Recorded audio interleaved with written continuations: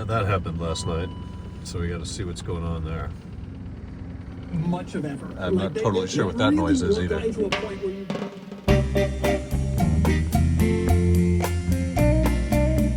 Check engine light in the 750 was due to a post-cat oxygen sensor. I don't know which bank. There's 2 DMEs on the M73, so it doesn't tell you a bank. It's just that DME if it's bank 1 or bank 2. The car came in with a check engine light for O2 sensors. He had replaced them twice already.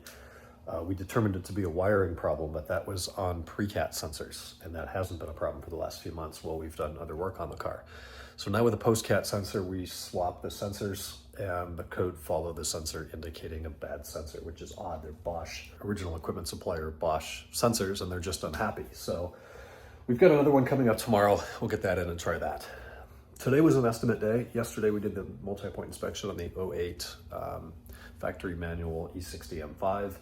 So today was kind of reading his responses. The customer lives in France, and that car is going to France when we're done with it. So it's going to be the first one we prepare for European import. That also means we have to figure out what the regulations are, what parts can be aftermarket, what can't, what we have to do for coding and lighting and different regulations within different jurisdictions. So it's going to be a learning experience for all parties involved, but I do look forward to it. He pretty much wants an estimate on everything, which is great, but it is exceptionally time consuming to go through a 110-point multi-point and say 90 of those have, either a yellow or red status that then need to be quoted. So I'm about halfway done with that. I got the underbody part of the car done. Now we're onto the body. Tomorrow's going to be the interior. It's a lot of time.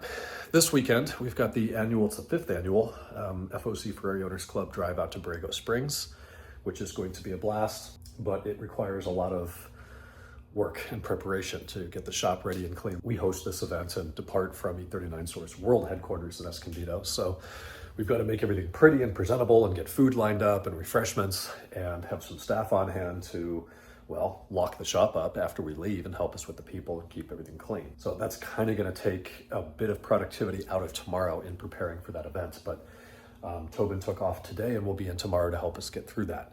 Tonight we're driving a 2002.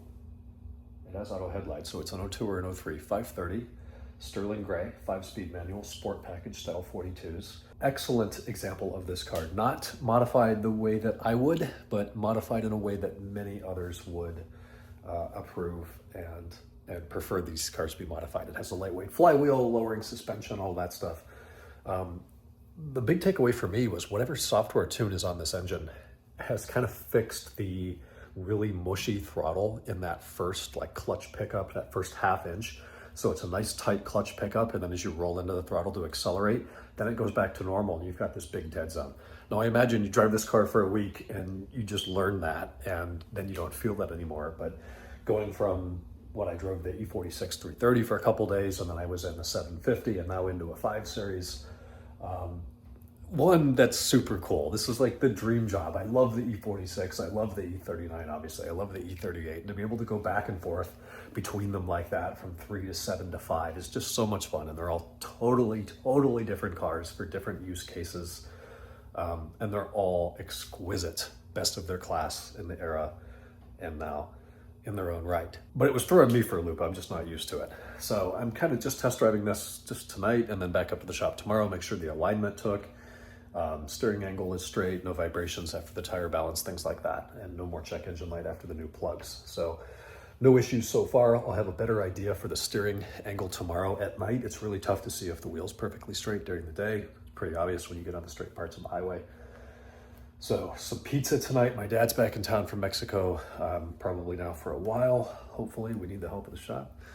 And that is it for Thursday. We'll talk tomorrow, Friday. Good night.